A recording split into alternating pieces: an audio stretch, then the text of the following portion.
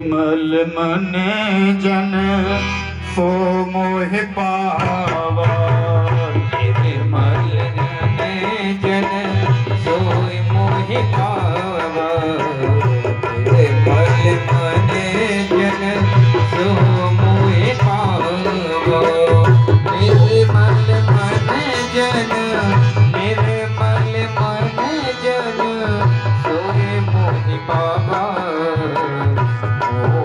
कपट छल छिद्र भावा, मोहे कपट छल छिद्र भावा। केवल निर्मल मन, हमारा मन निर्मल है। हम बने तो बहुत बड़े भगत फिरते हैं महाराज, पूरा माथा पूरा सीना हमारे पूरे माथे पर हमने सुंदर पीला चंदन लगा लिया, त्रिपुंड रख लिया, गेरुआ वस्त्रों को धारण कर लिया, लेकिन मन में पड़ोसी के लिए छुरियां चल रही हैं। ऐसी भक्ति से कोई फायदा नहीं है। सुंदर सत्य को पहचानो, सत्य क्या है, सत्य को पहचान कर अपने हृदय में बसाओ अपने चित्त को। कितने स्वरूप है हमारे परमात्मा के, अभी बताया था थोड़ी देर पहले, कितने स्वरूप है परीक्षित जी? हमारे परमात्मा के कितने स्वरूप हैं? सच्चिदानंद। देखो, कथा सुनने के दो प्रकार होते हैं। एक बार हम एक जगह गए, हमने ऐसी प्रश्न किया, हमने कहा राम कथा कितने लोगों ने सुनी?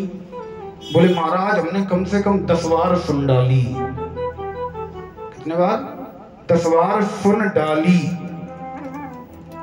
दो प्रकार होते हैं सुनने के, एक सुनना, एक सुन के डालना। हमने सुन डाली तो प्रार्थना है माताओं, सुनकर डालना मत। जितना सुनो, एक शब्द, 2 शब्द, 1 घंटा 2 घंटा सुनकर डालना कहां? हृदय में। सुनकर डालना मत, सुनकर अंदर डाल लेना तो कथा सुनना आपका सफल हो जाएगा, मेरा सुनाना सफल हो जाएगा। नहीं तो कोई फायदा नहीं। हम 7 दिन 3 घंटे यहाँ से चिल्लाएं, आप 3 घंटे यहाँ घर के सारे कामों को बंद करके यहाँ बैठो, 3 घंटे कथा सुनो और 7 दिन बाद लोग पूछें कहाँ गए थे? बोले कहीं नहीं। क्या सुना? कुछ नहीं। तो कोई फायदा नहीं है ऐसी कथा सुनने से। कथा सुनो कैसे? बोले महाराज तन और मन दोनों से यहाँ बैठो।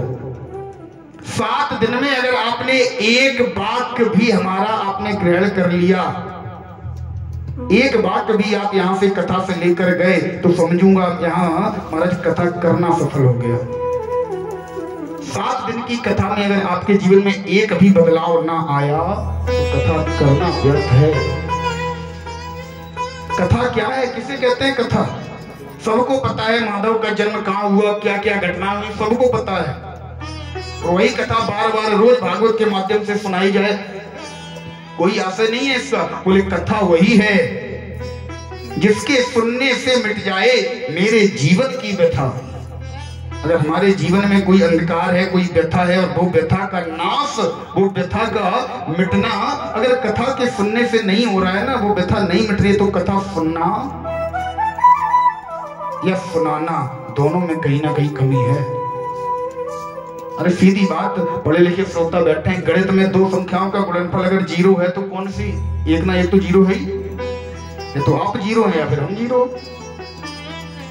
और हम कैसे कहते हैं कि आप 0 हैं? आप तो हमसे वैसे ही बड़े हैं। आप लोग तो बड़े हैं, श्रोता वैसे ही बड़ा होता है महाराज।